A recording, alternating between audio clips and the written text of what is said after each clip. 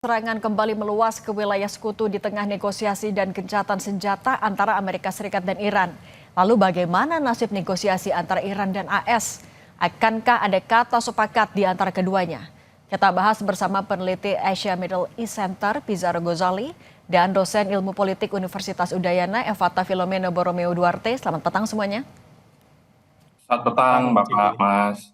Ya, Mas. Bang Pizarro, soal serangan Iran ke Bahrain dan Kuwait, sebenarnya statement apa yang mau ditegaskan oleh Iran ke Amerika Serikat dan sekutu-sekutunya? Iya, Mbak Cindy, ini kalau kita lihat sekarang eskalasi yang kembali memanas di kawasan Iran, di kawasan Teluk, ini membuktikan bahwa tampaknya ini pesan dari Iran, jalur komunikasi mereka ini sudah terputus.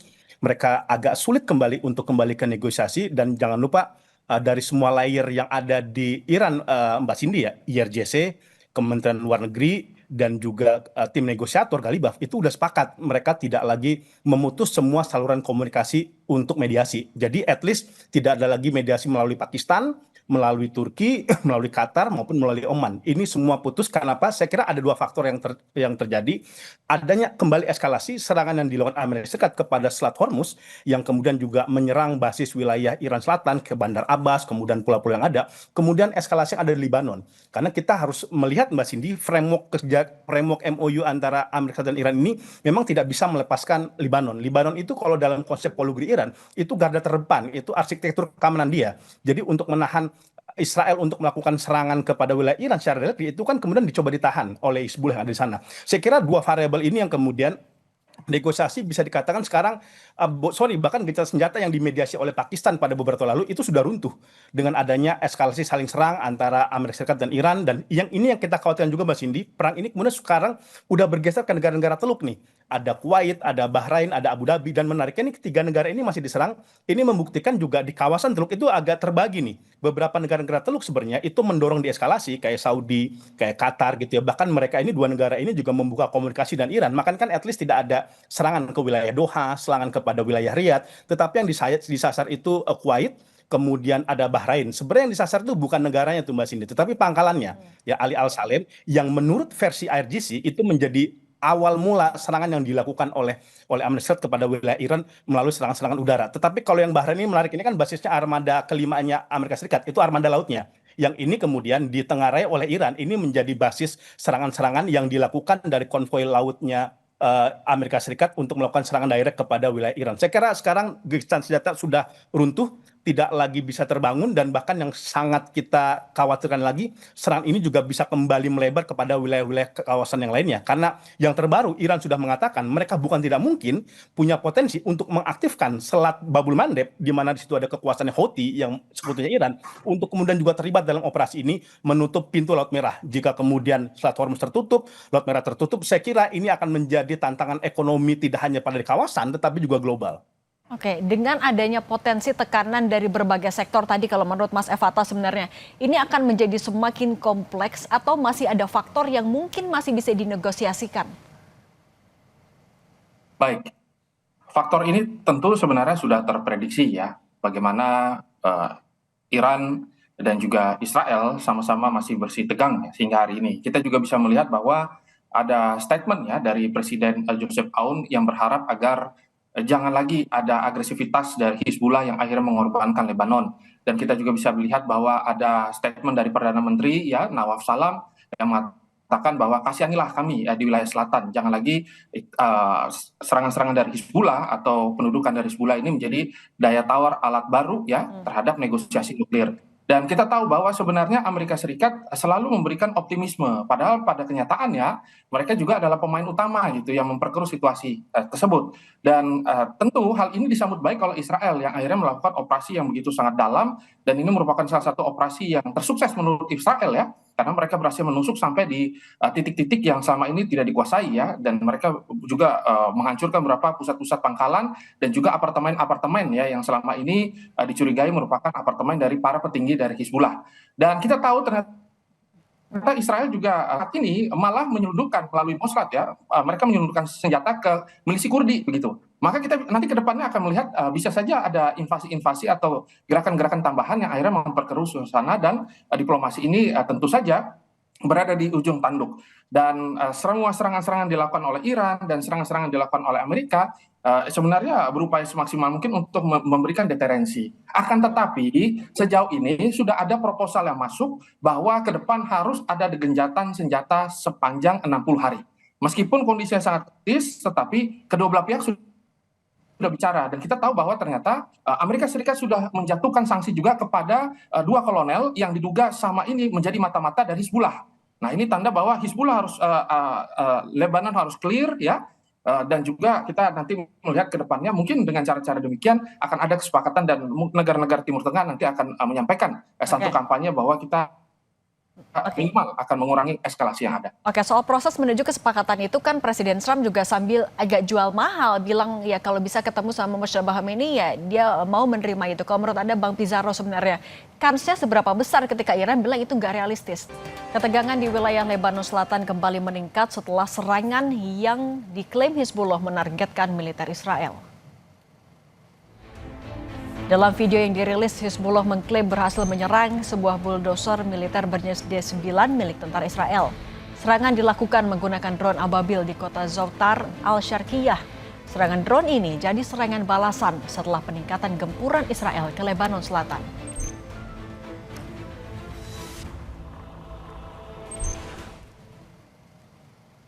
Menteri Luar Negeri Iran Abbas Araghchi memperingatkan bahwa serangan ke wilayah Lebanon berpotensi menyebabkan negaranya bisa kembali berperang melawan AS dan Israel. Dia menyebut perdamaian di Timur Tengah tidak bisa dilepaskan dari kondisi di Lebanon. Araghchi mengatakan militer Iran siap berperang melawan AS dan Israel jika koalisi dua negara itu terus menyerang Lebanon.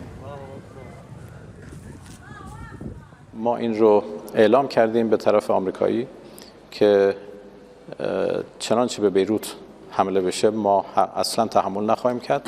از نظر ما آتش بس بین ایران و آمریکا و اسرائیل به طور کامل شکسته و لذا نیروهای مسلح ما پاسخ خواهند داد.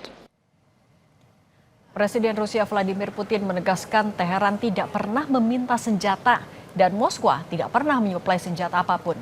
Putin menambahkan pihaknya meminta Iran untuk menahan diri dari menyerang wilayah negara tetangga.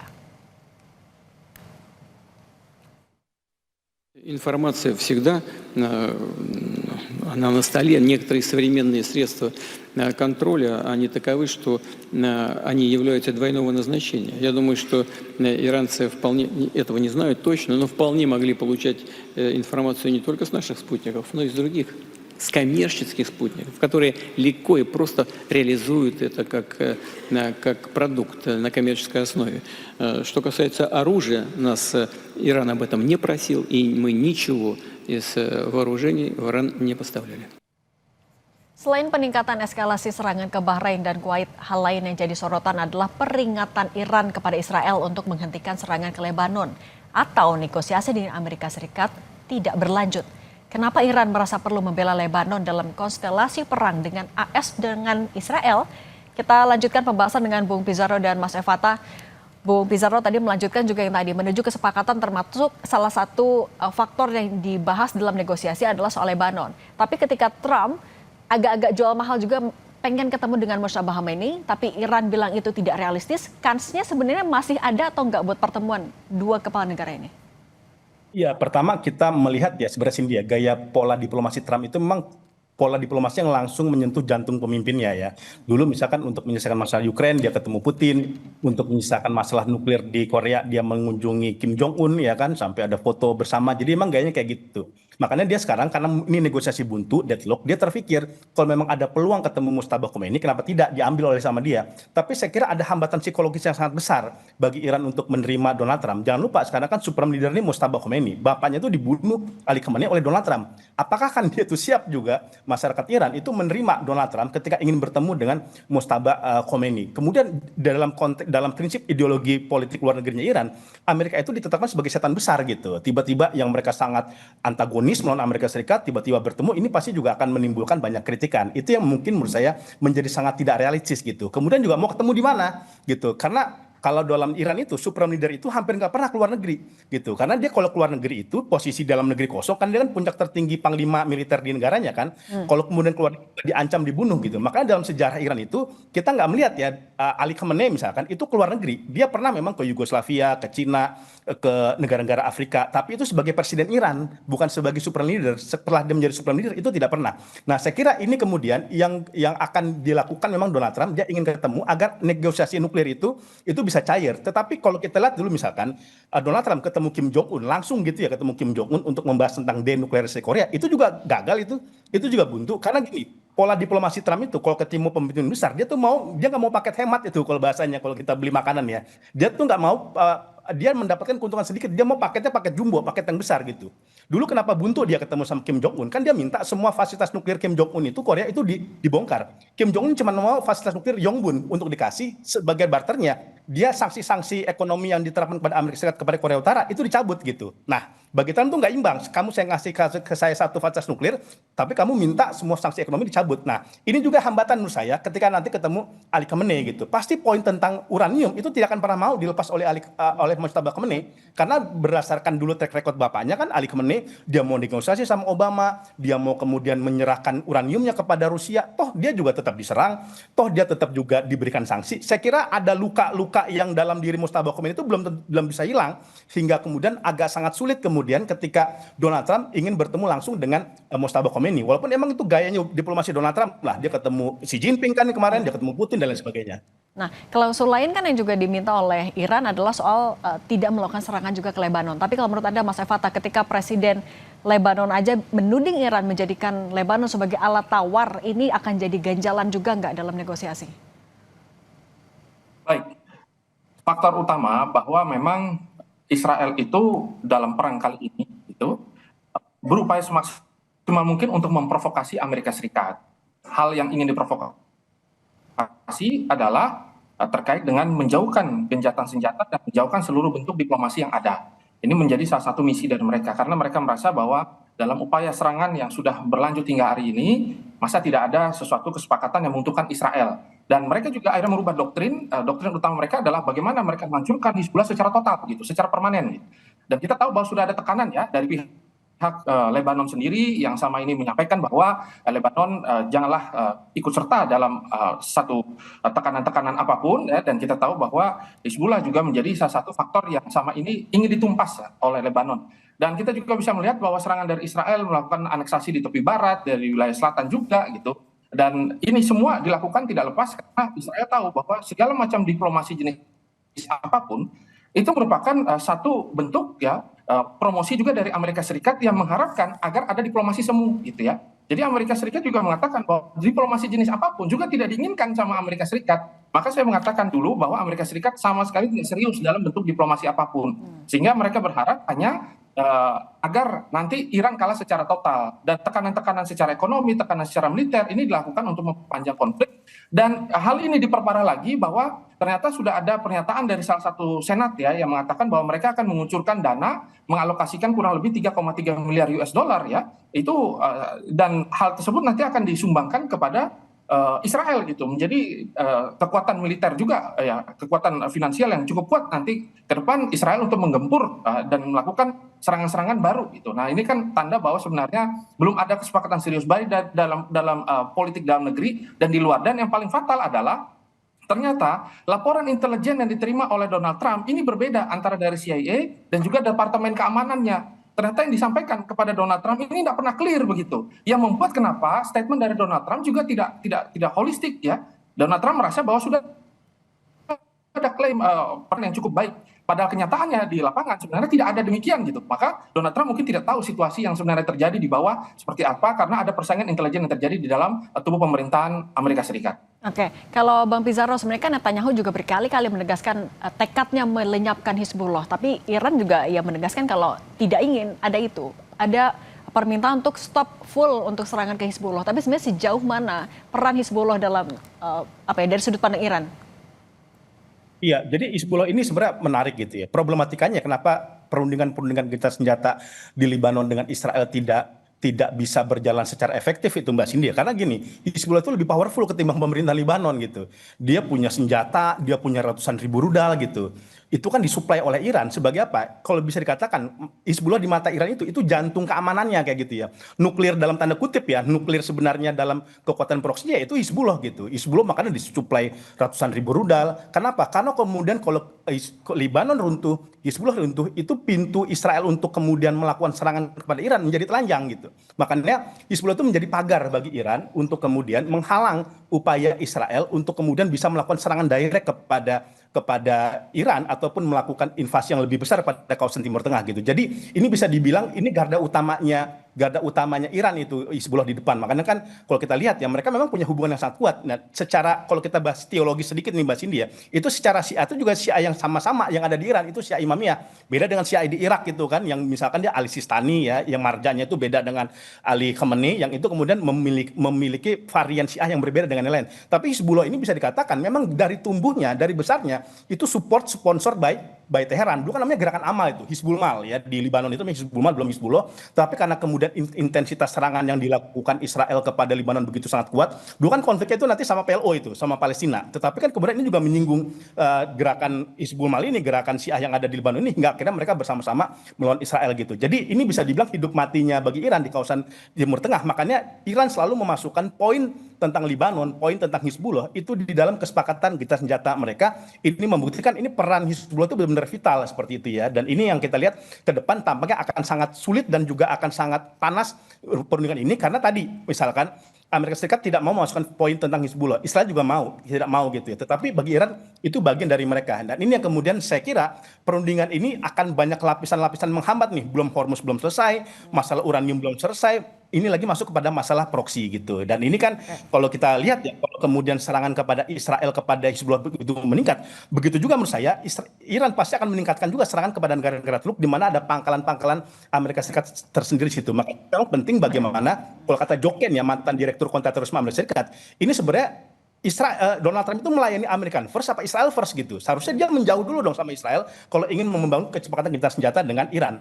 Karena kalau sampai keinginan Israel masuk untuk menyelamatkan Hizbullah, itu akan semakin susah gitu menembus tembok kesepakatan gencatan senjata dengan Iran. Oke, tapi mungkin nggak kalau menurut Mas Evata, Amerika Serikat menjauh dulu dari Israel agar negosiasi dengan Iran ini bisa selesai dulu nih?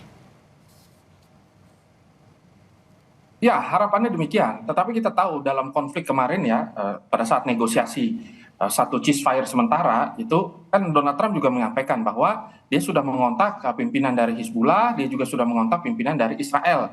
Dan ternyata memang eskalasi dalam serangan hari itu memang cukup signifikan menurun ya. Kita tahu bahwa memang itu salah satu strategi yang disampaikan oleh Donald Trump bahwa kami bisa mengontrol permainan.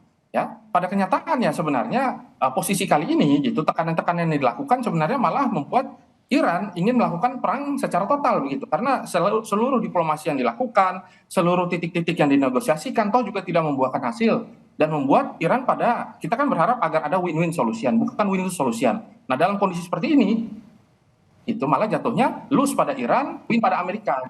Nah, maka ke depan tampaknya akan sangat sulit dan tekanan-tekanan yang dilakukan oleh Israel sebenarnya adalah upaya untuk menganeksasi wilayah gitu. Sehingga nanti di dalam perang ini harus ada wilayah yang dikuasai dan wilayah itu menjadi bukan cuma daya tawar tapi memang menjadi sesuatu yang dipegang secara total begitu. Nah, ini adalah harapan dan satu-satunya cara adalah memperpanjang konflik. Kalau konflik ini berakhir kan maka berakhirlah semua sumbangan dan juga bantuan-bantuan yang selama ini diberikan, ratusan ton senjata dari Amerika Serikat yang dipasang di Israel juga akhirnya rugi ya dan akhirnya membuat Netanyahu juga kehilangan dominasi politik dalam negerinya gitu ya. Dan kita tahu bahwa sekarang hari ini dalam beberapa survei gitu ya, meskipun ini tidak valid gitu ada beberapa yang menyampaikan bahwa ternyata ketika Amerika Serikat melakukan diplomasi atau cukup turun ya dalam tekanan-tekanan ini, justru publik Amerika ketakutan begitu. Dan begitu juga dengan publik dari Israel, mereka berharap agar jangan sampai Amerika Serikat itu di bawah Donald Trump dan juga Israel melakukan negosiasi yang malah melemahkan posisi Amerika. Salah satunya adalah nuklir. Tetapi Donald Trump kali ini merasa bahwa gencatan senjata cukup penting untuk dilakukan sehingga nanti ke depannya minimal setelah Hormuz itu terbuka dan energi dunia tidak dalam kondisi yang kritis. Itu yang diharapkan dulu dari Amerika Serikat dan berharap agar situasi ini tidak saling mencekik ya dan akhirnya saling membunuh. Oke, Bang Pizarro singkat saja berarti tapi kan pertemuan antara Presiden Trump dengan Moshe Khamenei mungkin atau tidak singkat saja? Ya, untuk sementara tampaknya sangat tidak mungkin. Ini jangankan ketemu dengan Mustafa Khomeini, saluran komunikasi Abbas Araghchi, Galibaf, dengan Jared Kushner, dengan Seth Wikoff, Robio aja terputus sampai sekarang gitu ya. Jangankan pada level pemimpin tertinggi, pada pemimpin-pemimpin level bawah aja tuh tertutup. Saya kira dengan kondisi panas seperti sekarang ini, lintas senjata sudah sangat runtuh, dan pertemuan Trump dengan Mustafa tampaknya sangat-sangat tipis lagi, sangat tipis untuk bisa terjadi. Oke. Bung Bizarro Ghazali, peneliti Asia Middle East Center, Mas Eva Filomena, dosen ilmu politik Universitas Udayana. Terima kasih sudah berbagi bersama kami. Sehat selalu.